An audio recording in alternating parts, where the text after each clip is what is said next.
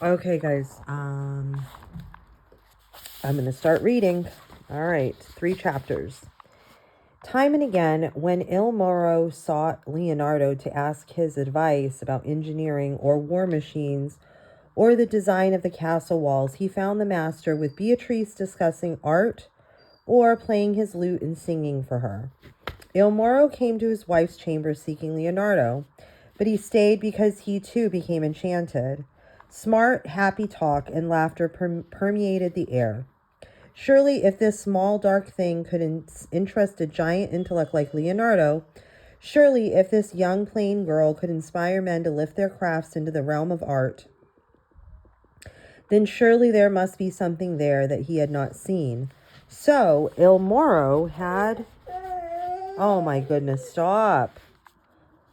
Who had used Leonardo's eyes to investigate the course of rivers and to improve the plan of cities, now used Leonardo's eyes to discover his very own wife.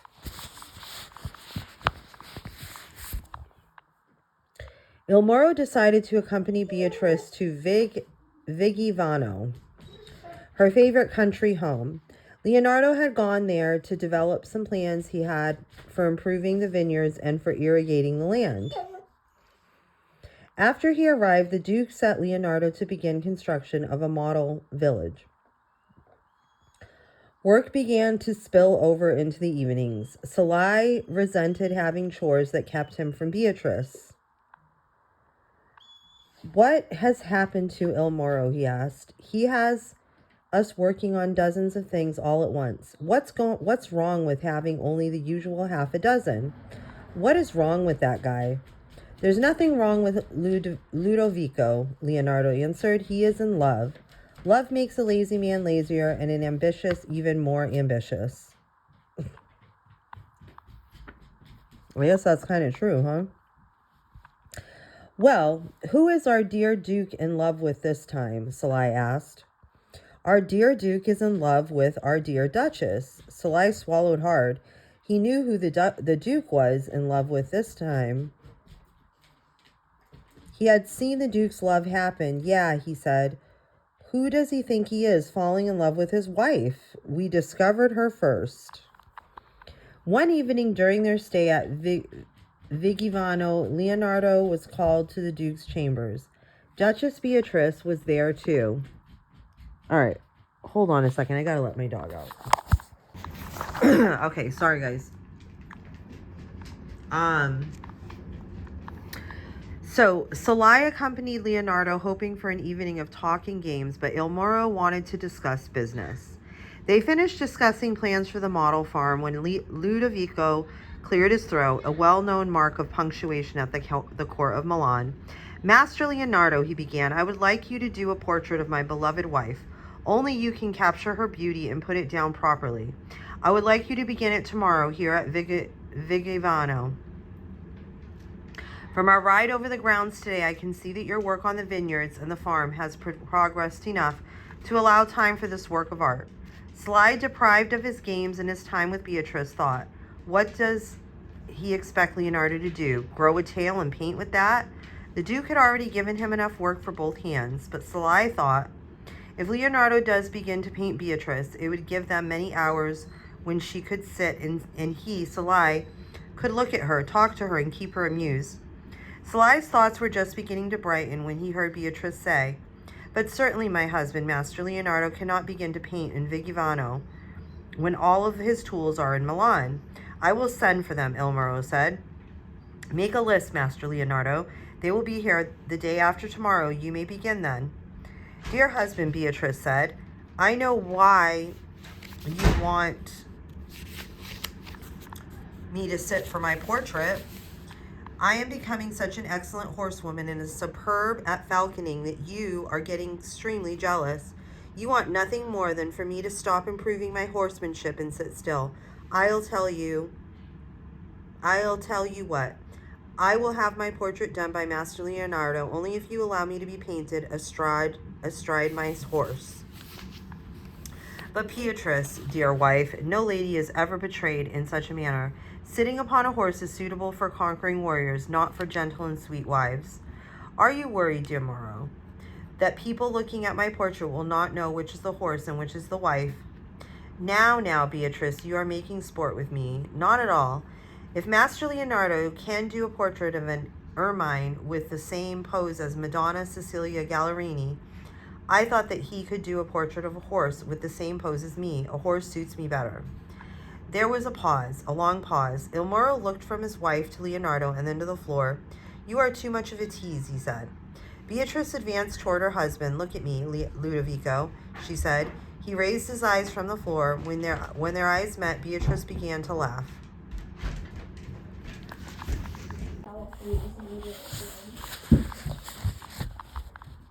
Salai, taking his cue from his Duke and Duchess, tried to force great guffas from his throat, but he could not. He had heard Beatrice's genuine laughter so often that he knew this was mere sound. Leonardo remained solemn. Beatrice stopped laughing suddenly before Il Moro realized that she had done so. His continuing laughter ranged hollow and harsh. Then he too stopped, and Leonardo tugged on Salai's collar as a signal for them to leave. Salai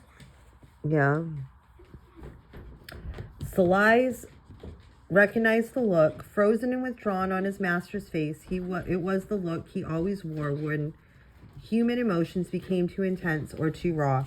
Salai never learned what Beatrice said to Ludovico after they left, but he noticed that Leonardo's paints were not sent for the next day or the next. He also noticed when they returned to Milan, Cecilia Gallerini had gotten married to Count Bergamini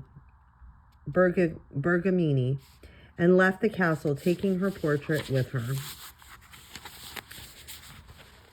Late in the month of their 3rd January together, Beatrice gave birth to their first baby. The child was little and as much as Ludovico had wanted, a boy.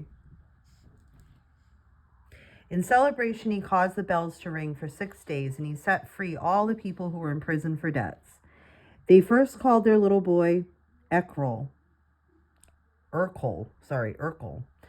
after Beatrice's father, and Beatrice's father was proud, but they changed the young man's name to Maximilian, after the Holy Roman Emperor that made the Emperor Maximilian proud, and that was better politically. Ludovico, who could not cease praising his wife, he displayed his affection for her openly, and Beatrice blossomed. Watching her flowering within these few years was as dramatic as seeing the whole of a lifetime condensed into a few hours upon a stage.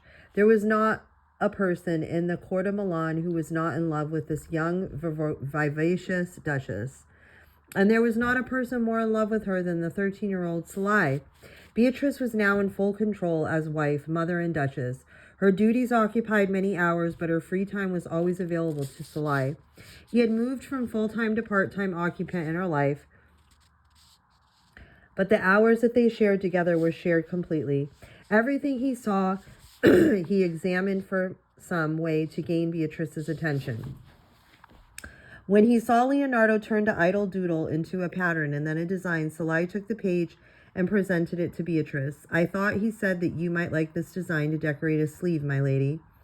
Is this your work, Salai? I commissioned it from Master Leonardo. Beatrice studied the page. She turned it over and upside down and sideways. Thank you so very much, Salai, but are you certain that Leonardo does not need the drawing of the horse that is here on the left? I'm sick of the horse, my lady. Did you steal this design from Master Leonardo, Salai?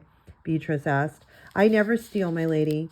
Do you consider it stealing to take milk from a cow in order to make pudding? All right, Salai, Beatrice said. I shall make a pudding. She gave the design to Sorba, the Spanish embroiderer, and Sorba used it on the sleeve of her gown. The Duchess Isabella came to visit her sister and her new nephew in March. Oh, Beatrice, dear sister, Isabella exclaimed, how you have ripened like a good Milano cheese. Thank you, Isabella, and you, dear sister, have polished your glow. You are even more lovely. Perhaps she is more lovely because there is more, Salai suggested. He noticed that Isabella was getting fat. Isabella made her way to the nursery where she saw Maximilian in his cradle.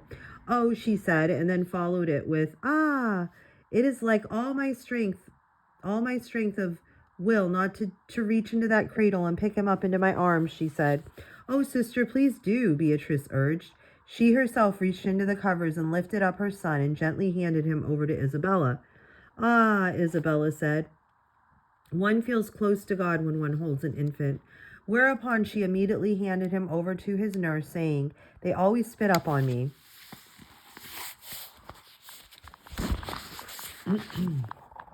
I thought you liked good Milano cheese, Salai said.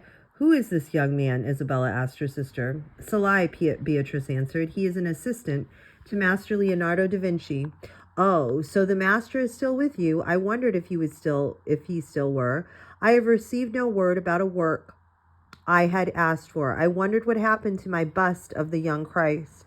The model developed a nasty tongue and the beginnings of a beard, Salai said. Isabella squinted at Salai. Beatrice broke the awkwardness of the moment, saying, Salai, why don't you show Duchess Isabella about the castle? Show her the theater we have built. Salai was happy to do as Beatrice had asked. What a strange thing is a sister, he thought. He had a sister, but his Dorothea was as different from Isabella as plain as different from fancy. Dorothea could never have what he had, yet the more fortune smiled upon him, she more Dorothea did too. She never stopped bragging to her friends about her beautiful brother, and Salai never stopped trying to do for her.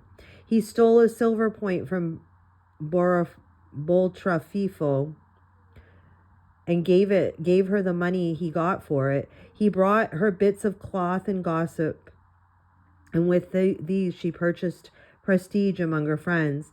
Theirs was an exchange, not a competition. Salai knew that showing Isabella around the castle would provide him with a wonderful chance to tease. He also knew that to make the teasing stick, he must first flatter. Like applying sizing to a canvas to make it accept the paint. Master Leonardo himself, he began, wanted to escort the Duchess Isabella. He regrets that he cannot, so he sent me, poor excuse for a guide though I am, instead. I shall attend to you and show you everything, or I shall have Master Leonardo to answer to. The master remembers with joy your last visit to his studio. He has told me that since you made an appearance there, the light from the north window is brighter and clearer. Isabella linked her arm through Salai's. As we walk, you may tell me what else Master Leonardo has said. Salai took Isabella first to the theater that El Moro had built for his wife, then to the room of the baby gifts where 2 soldiers stood guard day and night, then to the room where Beatrice displayed her collections, one cabinet full of Murano glass and another full of ivories, another... It is, very much, Isabella muttered. She walked over to the clavichord on which Lorenzo de Pavia had lavished love and talent and skill. All around it were mottos in Greek and Latin, ivory inlaid into the ebony. The clavichord was so beautiful that Isabella stopped short and caught her breath before she said most coolly, it pays to be plain. My sister is as blank as a sheet of parchment to works of art. Everyone chooses to add a stroke of decoration.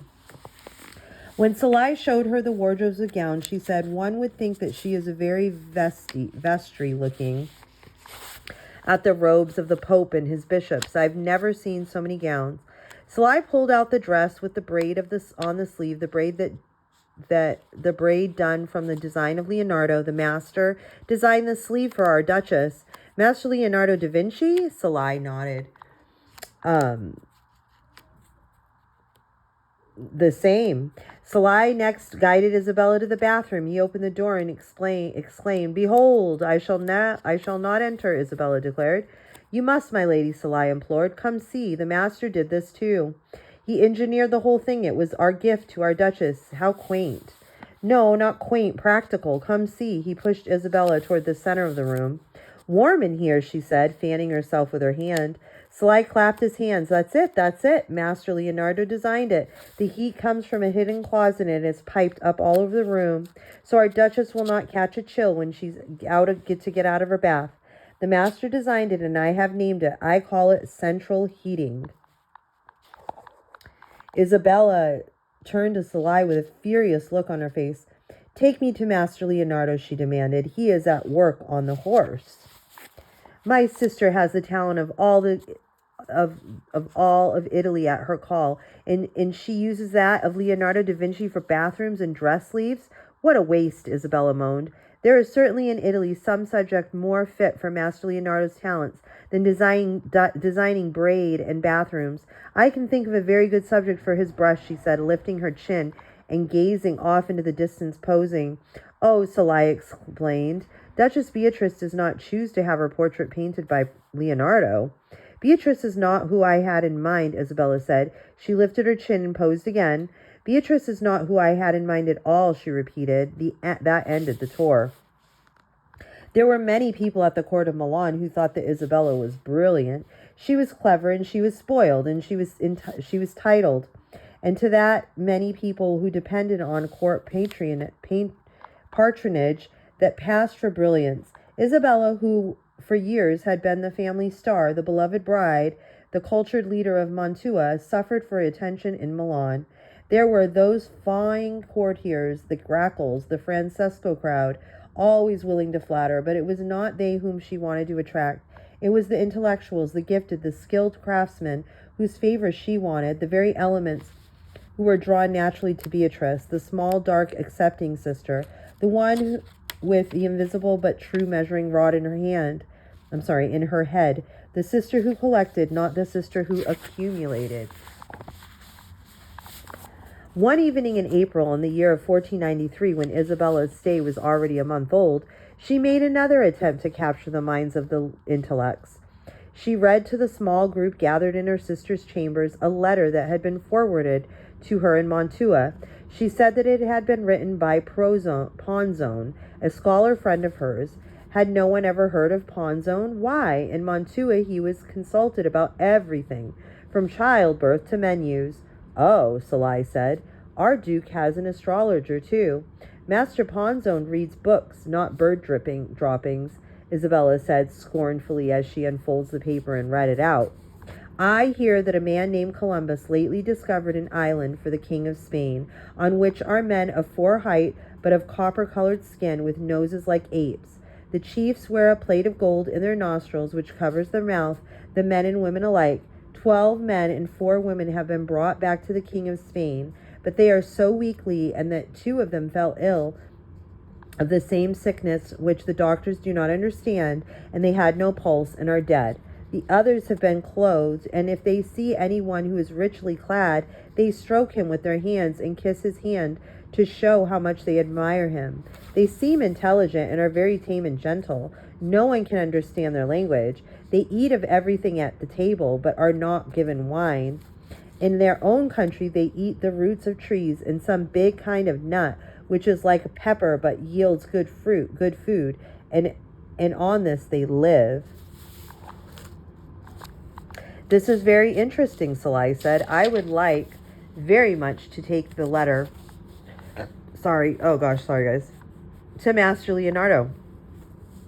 He is interested in things and likes to copy them into the notebooks. Isabella was pleased that Leonardo would be interested in something that she had brought to his attention, that had been the purpose of her reading. She lent the letter to Sly after again listing Ponzone's credentials, and after Sly gave her many assurances that the letter would be returned whole and unblemished. I will make certain that Master Leonardo does not make any of his famous scribbles on it. Oh, Isabella said, if the master chooses to scribble, as you call it, don't stop him. Oh, my lady, I will. I would not want your famous Ponzone's letters all cluttered with heads of the Virgin or some of the master's studies of nudes. Such things are not fit for the Duchess's fair eyes. You let me be the judge of what is fit for my eyes. Your famous Ponzone's letter will be returned unblemished. There will be no studies of horses, or of hands, or of infant Christ in the margins. Isabella forced a smile. Just see that the letter is returned to me, Sly. Sly carried the letter to Leonardo, laughing. "Hey, boss," he said. "Look what Isabella has done this time.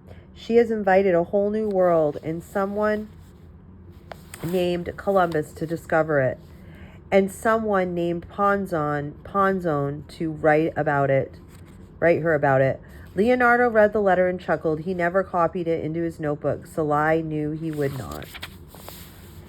Sly missed Isabella after she left.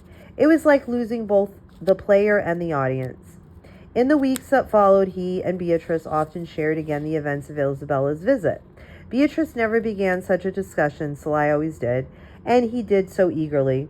He could do a complete imitation of Isabella's conversation with Lorenzo di Pavia, the maker of musical instruments.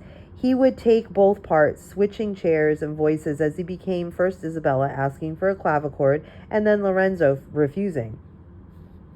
He missed Isabella as a source of material for his comic act.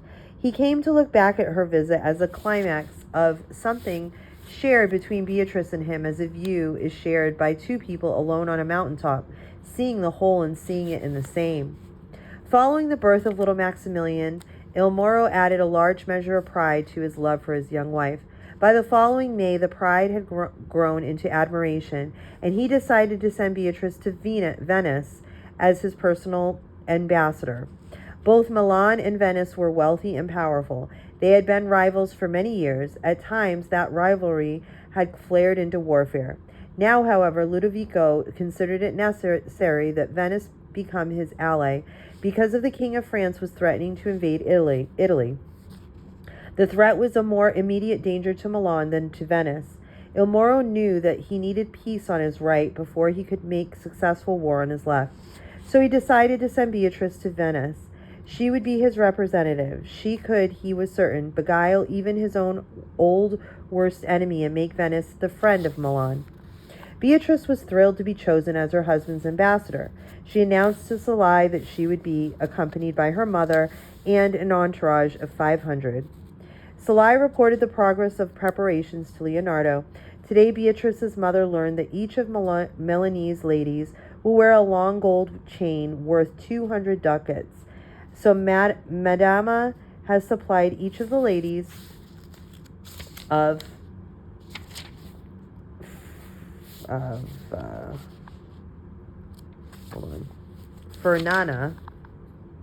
Ferrara with a chain worth 220 ducats.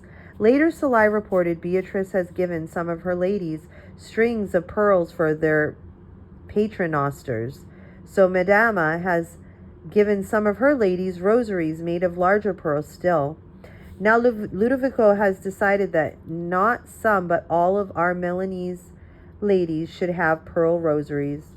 Only a few days passed before Sly again reported, Beatrice's mother has given some of her smaller pendants to her ladies and has gowns of green satin with broad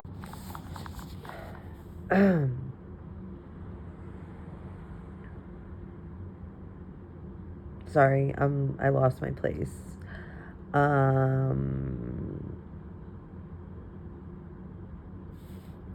Okay, sorry. With broad stripes of black velvet made for all of them. So our Beatrice has sent for Cardoso, the goldsmith, and ordered him to bring an emergency supply of rubies and diamonds. She is having them strung into necklaces for the ladies of Milan.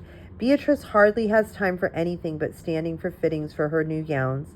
At last, count it well, take 10 chariots and 50 mules to carry her belongings. Sly realized that his idol, his Beatrice, was reacting to her mother more like a duchess than a daughter. Does she think she will impress her mother most if she is more like Isabella than like Beatrice, he asked. Leonardo laid down his notebook. Our Duchess Beatrice does not want to impress her mother, Sly. She wants to hurt her. She wants to show her mother that she should have not neglected her poor plain second daughter. She now thinks she can do battle with a weapon sharper than a sword. She discovered that wealth can buy not only pleasure but also pain. Beatrice will use her money to try to cut out old wounds. It will be a while, Sly, before your dear friend Beatrice learns that the past is never entirely quiet within us.